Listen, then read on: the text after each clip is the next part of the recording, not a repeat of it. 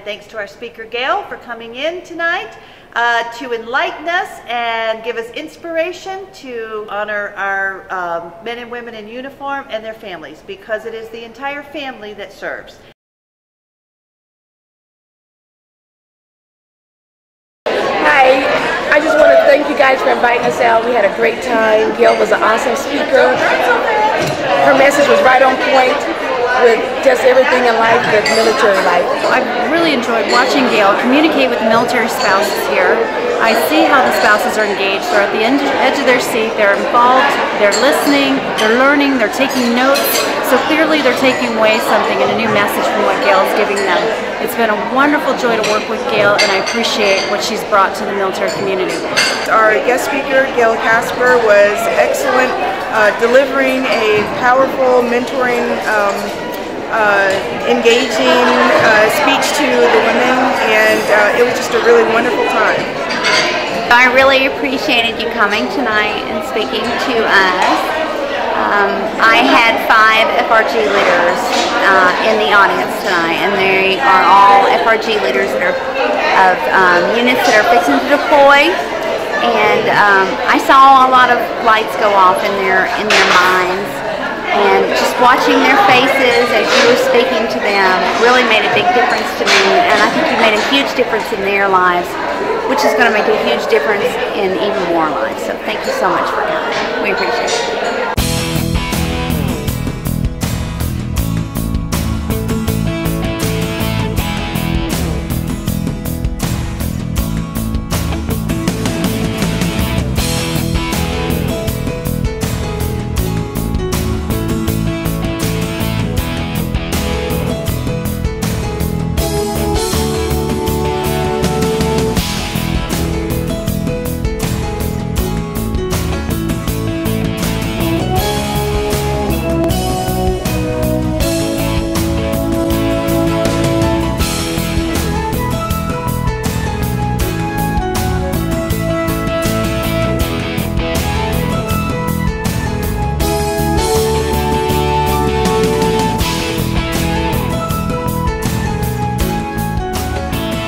I have been working in the military community now since the beginning of 2009. I was on hand when we sent troops over to Iraq and Afghanistan.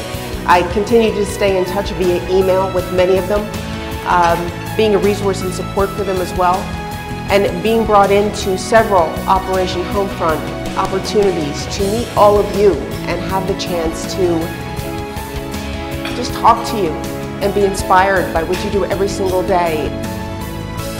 Let's imagine that all your husbands are overseas right now. They're overseas. And I come in and I tell you, your husband is coming home tomorrow. I will guarantee that you will get more done in a day than you have gotten done in your whole life. Hair will be done, house will be organized, food in the fridge, favorite meal, bikini wax, whole bit, done, golden, ready to go. You will get more done in a day, and it's logical, right? You are following a laundry list of 100 things and you're checking them off and you're moving right through that list. Now, you're all set, you're ready to go, you look beautiful, you're waiting by the door and you get a phone call and it says, no, sorry, he's going to be gone for another 4 months. And you become flat as a pancake. And we don't feel like moving. We don't feel like doing anything. It's the worst feeling in the world. It's the highs and the lows of life. And the reality is that when you're up in those highs and you're feeling good, don't you want to keep that momentum? You want to keep that momentum going. That's the ultimate goal. What the systematic attitude development technique is all about. When you're feeling great, that's when you want the plan, because when the plan is in place, you keep the momentum. By the same respect, when you're feeling terrible, when you're at your lowest point, when you're struggling, the systematic attitude development technique is about putting a plan in place so that you can move past it. Get past the emotion into a logical place where you're looking after you, you're looking after your family, you're doing the best that you can be. Because I had gone after something over and over and over again and over again, and door was slammed in my face over and over and over again. So I felt like the biggest fool, but I went to the audition, cried all the way home, but for the next 2 years, I was the co-host of America's TV Job Network.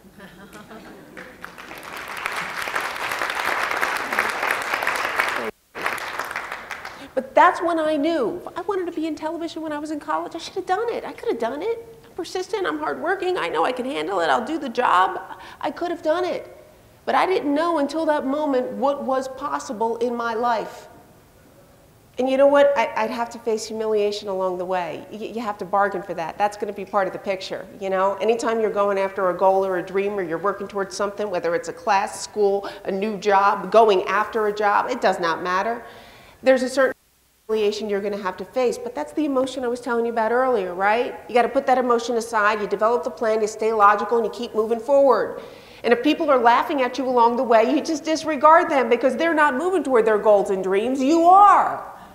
There are two types of people you're going to meet in this world. The first is going to be jealous of you. They see you moving toward that goal and their dream. They're not. You are a mirror to them of everything that they are not doing with their life. But then there's that other person that wants to be you, that sees you moving toward the goals and the dreams. They want to know how you do what you do, how you got to this place. Sometimes we don't want to share all our secrets. But the reality is, it becomes an evolution for everything you will do in your life. See, when I got back from California, I was in an abusive relationship. I didn't know how to get out of it. I was in it for 1.5 years, which may not be terribly long, but I was so lost with my own life. I didn't know who I was, what strengths I had, what talents I had, where my life was. I spent my life until that point living for everybody else. And finally, after that, I started to rebuild me. I started to get out and take some risks and see what life brought. I started my business. I started it in the middle of bankruptcy, and I was by myself. I didn't have any money in the bank. There were times when I would go see clients that I'd sleep in my car. Today, I'm one of the leading speakers in the nation. I have audiobooks. I'm doing things I've always dreamed of doing. I'm a continuous learner. I always want to be that continuous learner. There are people, they don't want to take a chance to learn because they might fail. What? I can't count the number of times that I've been laughed at, or people might think something, or they talk about something I failed at. I don't care. To be in a place that I know I can count on me is the place I wish for all of you always, because you are what counts. You are the strength. Life does not bring success to you. You bring success to life. And whether you're here in this city, or you're in another city, guess what? You get to take all those talents and strengths that you have with you. They don't go anywhere. And I've heard people say to me, you know what? I always wanted to do this when I was young and I never did it. I always wanted to, but I never did. Okay, so you didn't do that? You know how many talents you have? Oh my God. There are so many things you can do with your life. You're not limited by one.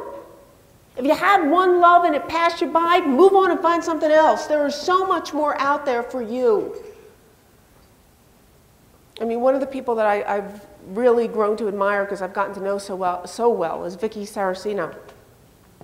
And she's the director of Operation Homefront, corporate, correct? Right? I mean, yeah, she does our programs. Yeah, programs as well. One of the things that she told me, she said, my God, I've been uprooted so many times. I've left so many careers behind. It never stopped her from being in the mindset of being logical. What more is out there? What more can I find? It's about developing you. It's about what you can bring. There is no stopping you. It's the talent, it's the strengths, it's what you bring to the table. And the one person we can never quit on is ourselves.